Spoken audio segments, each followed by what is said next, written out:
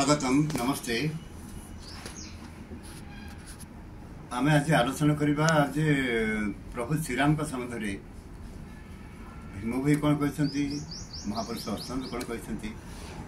तो भीम भाई अमर वाणी से राम के विषय कौन लिखिले तार अर्थ आम कौन बुझा तो से विषय आमर आलोचना करवा। तो आलोचना प्रथम आम देखा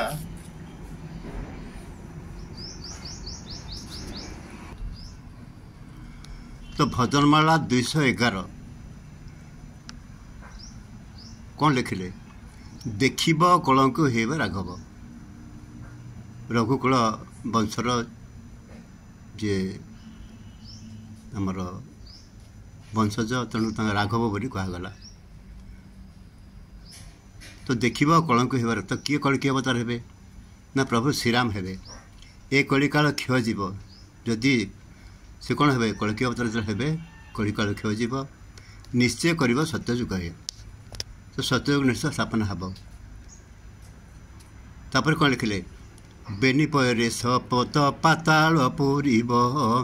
मर्त्य उदर शिर आकाश लागिब हे देखिब कलंकी होइबे राघव। तो प्रभु श्रीराम कलकी अवतार हे आम देखा देखा आपण मैंने आसतु आपण मैंने देखिए कटी जमजाढ़ भिड़ी ढाल पुष्ट भाग सहस्र हाथर खंडा तांको हस्ते थिब हे देखिब कलंकी होइबे राघव। तो पछाड़े ढाल मान थे जमजाढ़ तो भिड़ी थे फेरे तापरे तांकर हाथ में सहस्र हाथ खंडा थी मैंने सहस्र खंडा माने से केते विराट रूप तांकर हम चिंता करा दरकार। कालांतक रूप अद्भुते प्रकाशिब भैरवी विकटाल मूर्ति दिशिब हे देखिब कलंकी होइबे राघव। तो कालांतक रूप कहीं से प्रकाश करेंगे कौन वे प्रकाश करेंगे तार आम देखा अष्टांग भी कौन कहते देखा आम भी नवखंड मेदिनी उल्का पात हेब रूप को देखिब जेबे मन को आसिब हे देखिब कलंकी होइबे राघव। एबे आसी घटिलानी अनुकूल शुभ कौन शुभ होइछि ना प्रभु श्रीराम नदी तट महानदी तटू चित्तोत्पल नदी तटू बाहरी सारे 4 दिन टाकी छाओ छपना कोटी जीव हे 3 भुवन रे महा भय उपजीव बोले भीम अरक्षित थय न रहिब हे। तो थय रहिब नाही बोली से कहउछंती तो कहीं से कहउछंती तार कारण कौन चलते आम अनुसंधान करवा। तो जदि आम मालिका बुझा मालिका कौन कहूँ ना जगन्नाथ हे कलिकी रूप ठाबे ठाम लीला प्रकाश। तो जगन्नाथ कलिकी अवतार हेबा कथा सी अष्टांग मालिका लिखिले सी मौन होकर रे सांगे भौणी थे सुदर्शन थे बलभद्र थे तो मौन होकर बसबे बोली से लिखाई से तो क्या बुझे बाल गोपाल आंठुआ गोपाल जहाँ आम कहते ये हूँ बड़ नटुकुटिया। तो ये देहत्याग कला लीलाबाधव रूप में प्रकाश पाइले बर्तमान जगन्नाथ रूप में दारू रूप से लीला खेला कर।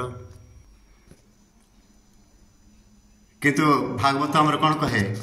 नीलाचल जगन्नाथ अंतर्धान से गुप्त तो गुप्त स्थल को से आसीगले जेहेतु गुप्त हीराकुत टिकरा हीरा टिकरा कहुच्छी। तो ये आम कौन देखा ना देखिब कलंक हेब राघव। तो जगन्नाथ कहीं मना कले तो जगन्नाथ को कहीं मना कराला तुम कलिक तुम चुपचाप रह बोली कहीं करागला ना श्रीकृष्ण अवतार से कहते मुझे अस्त्र धरबी ना। तो तेणु कहला तुम तो अस्त्र धरब ना तुम्हें कौन कर तुम जादव वंश को बुड़े तुम आस वंश बुढ़ा तुम आस सन को पुणी जदि मानव वंश बुड़े देव ताहले तुम कौन विश्वास अच्छी। तुम जगन्नाथ कहले देख प्राय अधिकांश लोक बर्तमान मृष रूप धारण कले तेणु संहार कर कर हुए तो समस्ते सरीजे मोर कौन दोष अच्छी। तो से माँ जोगमाया चरण दर्शन करवा तो माँ जोगमाया कहले ना ना राम हेबे आमर कल्कि अवतार एवं सी कौन करेंगे ना जमी प्रजा पालन करते सेमती मनुष्य समाज को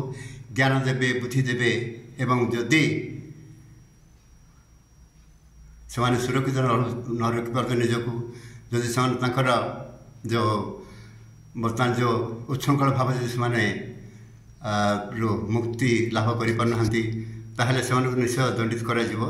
किंतु वर्तमान आपातत प्रभु जगन्नाथ को निर्देश मिलला तुम्हें गुप्त स्थान रे गोपनीय तुम रह निवास कर एवं राम हेबे कल्कि अवतार तेज चलते आम देखा प्रभु श्रीराम केमती कल्कि अवतार एक बाहर आमर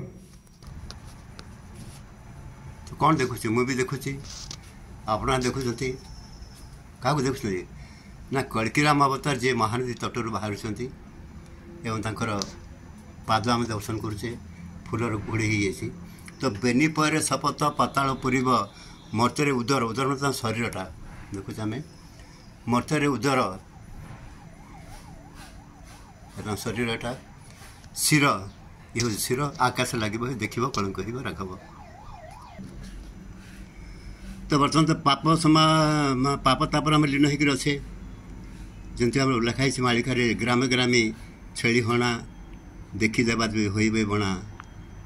जायपुर मालिक लिखाई तो प्रत्येक जोर देखिए पूजे नाम रे कौन हो रक्तपात चली तो महापुरुष कौन लिखिले कलिजुग पाप ताप खनर पाई कल्कि राम अवतार हेबे भावग्राही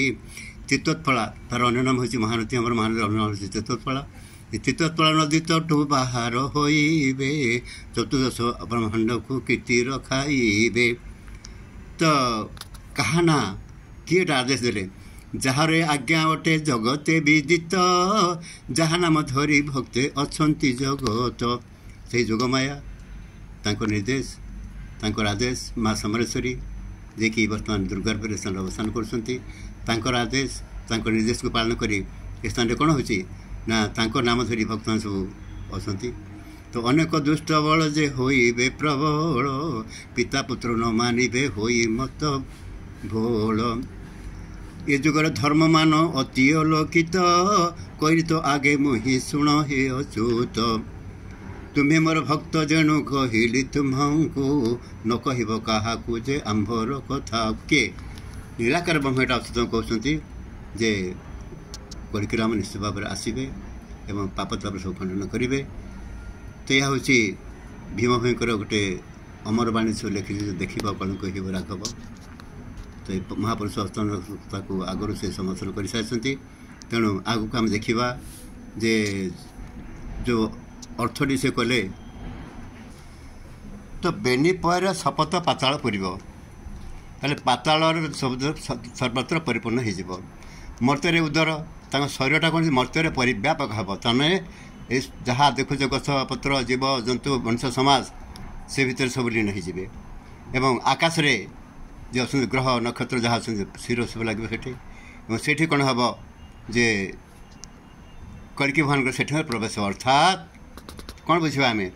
ना यही तो कल्कि अवतार जो कल बा मेसीन सर्वत्र वर्तमान व्याप्त होगा लगे बर्तमान देखुले जे आमर सुनीता जे आमर थिले महाकाश रे तांको बर्तमान केमती फेरे आणुचंती महाकाशरू ताको देखिबा आमे देखिथिबे आपण मन टीवी रे देखिथिबे तेणु आकाश को बर्तमान प्रभुंकर लीला आरंभ हो सारानी पाताल रे किपरि भाव आम खनिज तैलठू आरंभ कर सब उत्तोलन करुचे एवं तले सब पाताल भितर जमी भितर मेट्रो रेल गाड़ी चललानी ताको मध्य हम देखुचे ते सब